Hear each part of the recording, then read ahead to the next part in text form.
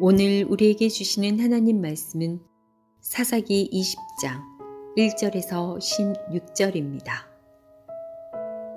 이에 모든 이스라엘 자손이 단에서부터 브엘세바까지와 길르앗 땅에서 나와서 그 회중이 일제히 미스바에서 여호와 앞에 모였으니 온 백성의 어른 곧 이스라엘 모든 지파의 어른들은 하나님 백성의 총회에 섰고 칼을 빼는 보병은 40만 명이었으며 이스라엘 자손이 미스바에 올라간 것을 베냐민 자손이 들었더라.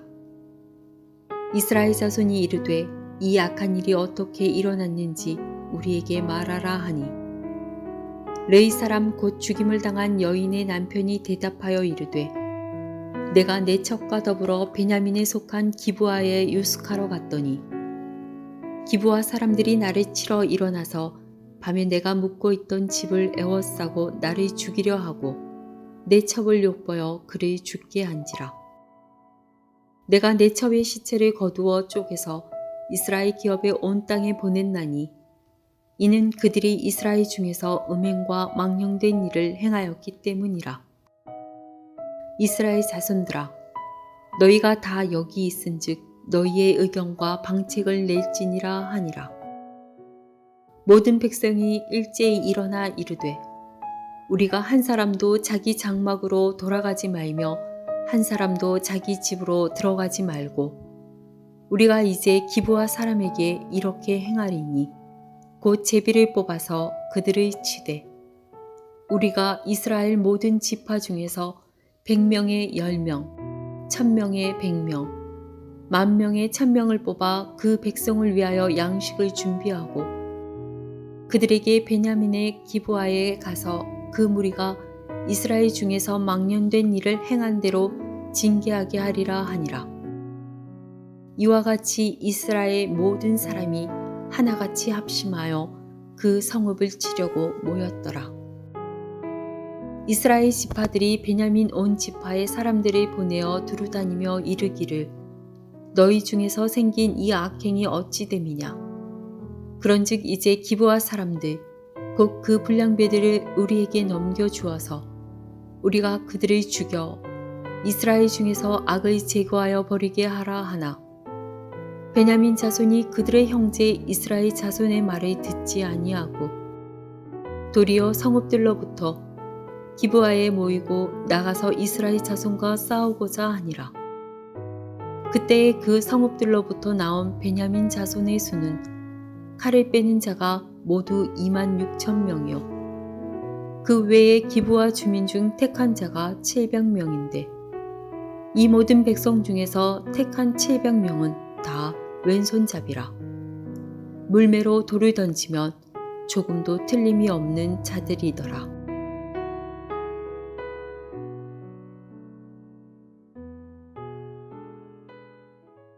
사사기서의 마지막 부분은 죄악으로 가득해서 영적으로 눈이 멀어있던 이스라엘 백성들의 민낯을 보여줍니다.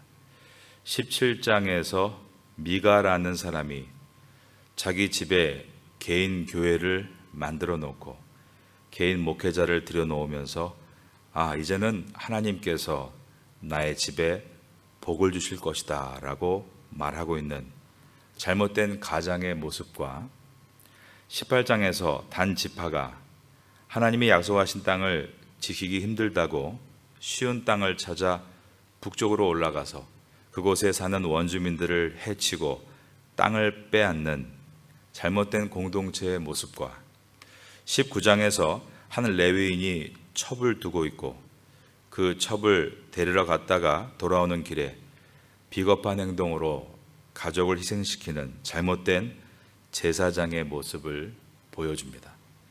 이 레위인은 자신에게 고통을 가한 기브아의 불량배들에게 복수하기 위해 매우 비이성적이고 그릇된 방법을 취합니다.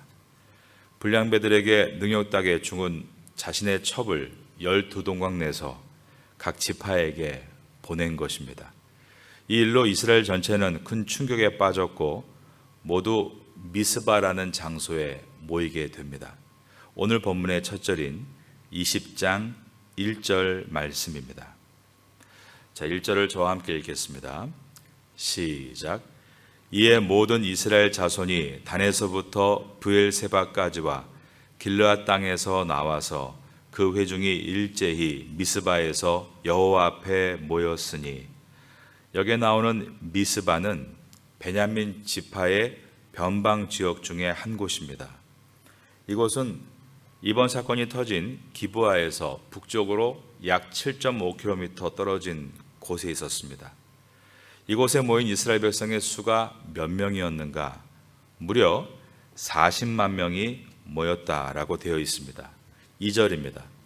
온 백성의 어른 곧 이스라엘 모든 지파의 어른들은 하나님 백성의 총회에 섰고 칼을 빼는 보병은 40만 명이었으며, 이스라엘 백성들이 예배를 드리기 위해서 이렇게 모여본 적이 없습니다.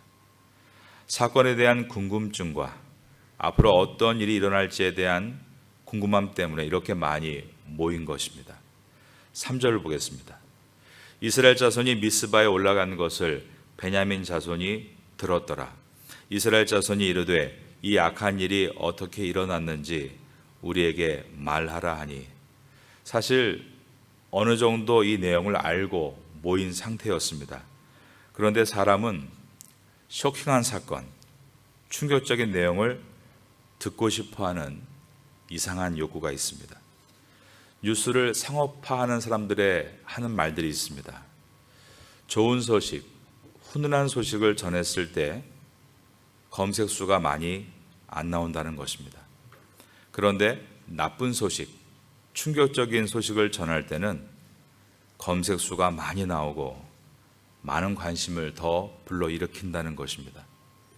우리는 세상과 같이 나쁜 소식, 충격적인 소식을 들으면서 카타르시스를 느끼고 맞장구를 치는 것이 아니라 객관적으로 들을 수 있도록 기도해야 하고, 함께 흥분하는 것이 아니라 여론몰이에 동원되지 않도록 문제를 해결하는 쪽에 설 수 있는 지혜를 달라고 하나님께 기도해야 하는 것입니다.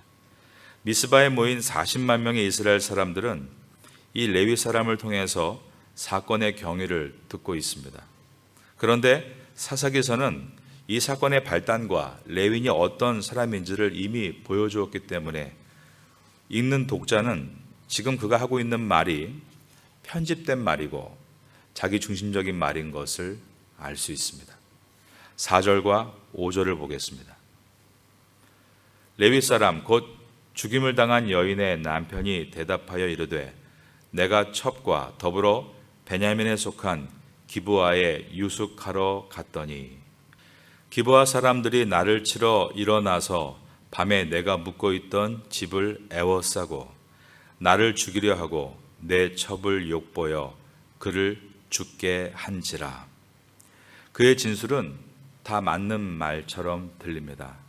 그런데 여기에는 자신의 잘못은 다 빠져 있습니다.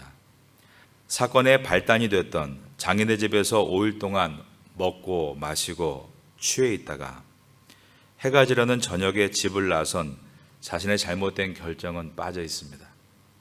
불량배들이 처음에 윤관하려고 했던 것은 레위인 자신이었습니다.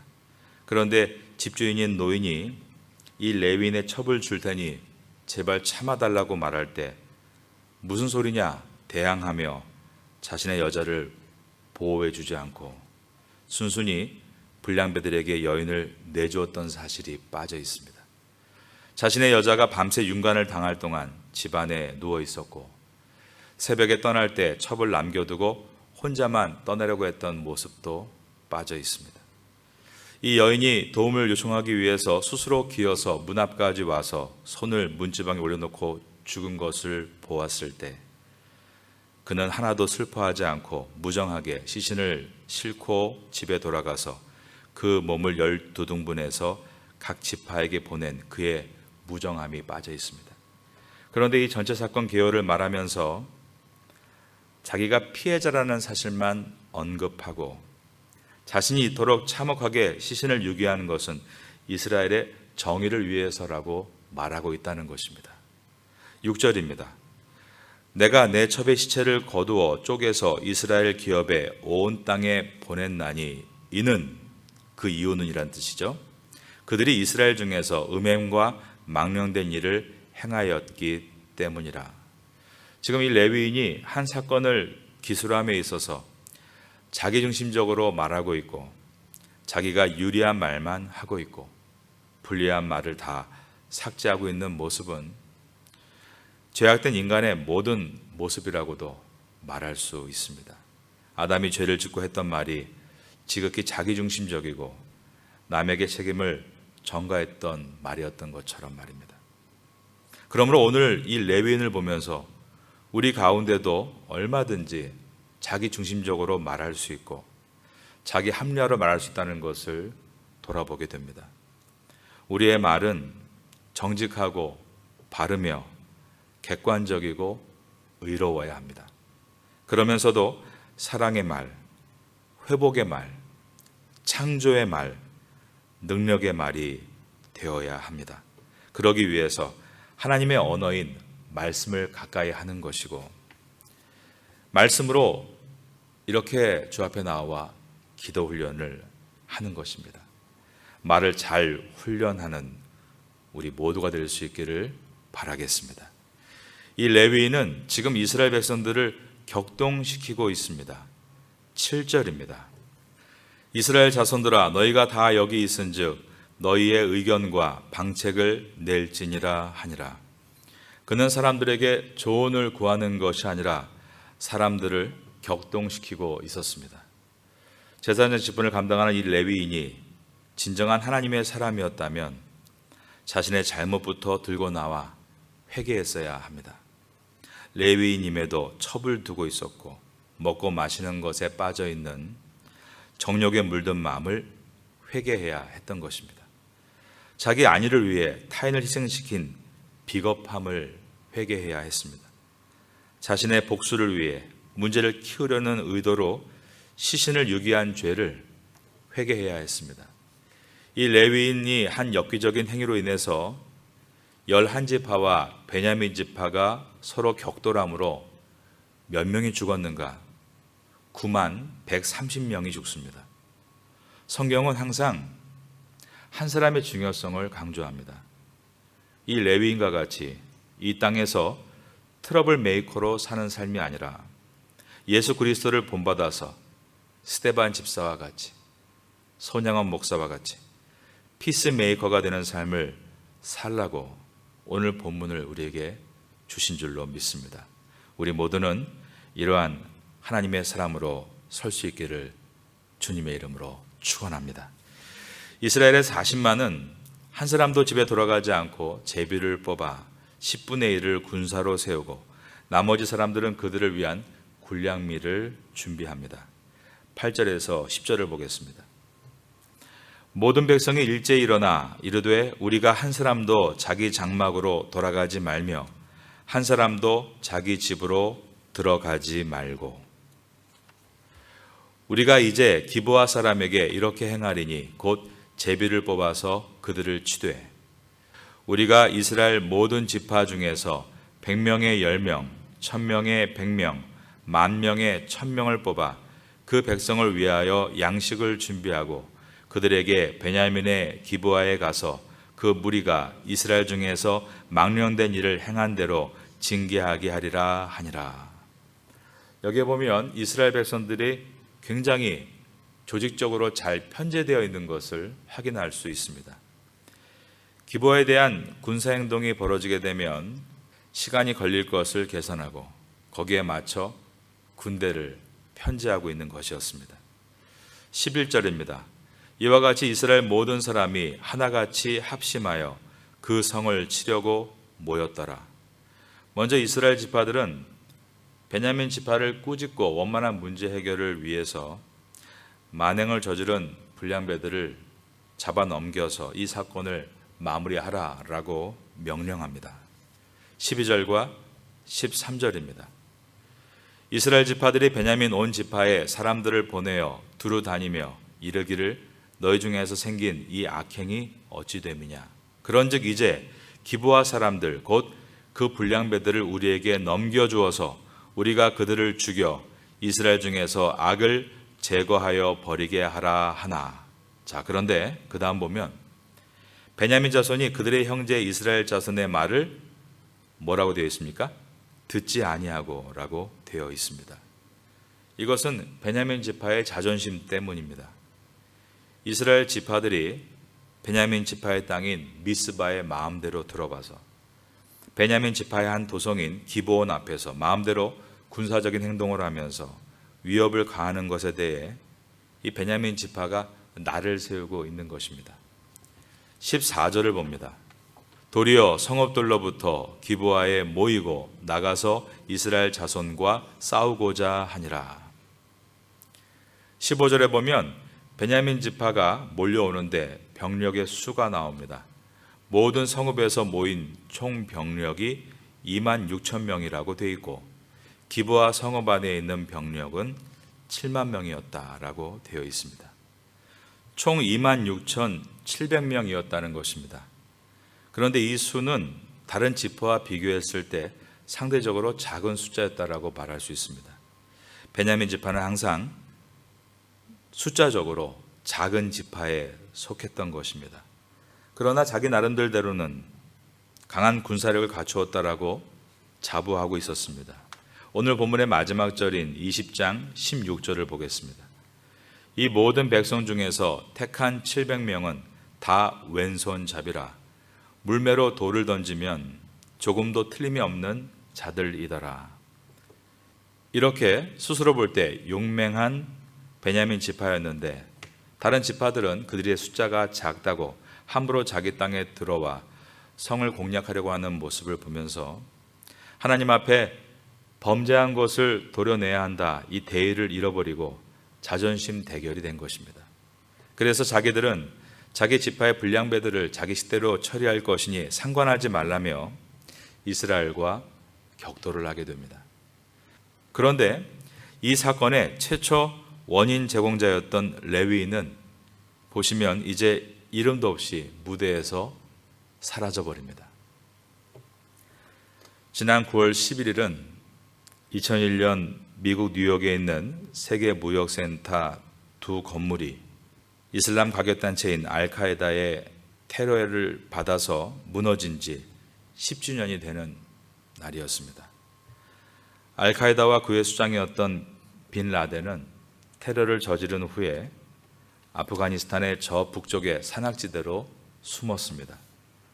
미국은 아프가니스탄 정부에게 테러를 일으킨 빈 라덴과 알카에다의 수장들을 넘겨줄 것을 요구했지만 아프가니스탄 정부는 미국의 요구를 거절하게 됩니다. 그 결과 전쟁이 일어났고 이 전쟁에 의해서 총 23만 명이 사망을 했고 500만 명의 난민이 발생했습니다. 그리고 미국은 지난 8월 31일을 기한으로 해서 모든 병력을 아프간에서 철수시켰습니다. 그런데 철수가 다 마치기도 전에 8월 15일에 탈레반이 아프간을 점령하면서 그 어느 것도 열매를 얻을 수 없는 10년의 수고가 물거품이 돼버린 비극으로 끝나고 말았습니다. 역사는 이와 같이 우매함을 반복하고 있지만 하나님의 말씀인 성경은 항상 한 가지를 말씀합니다. 그것은 한 사람의 중요성입니다.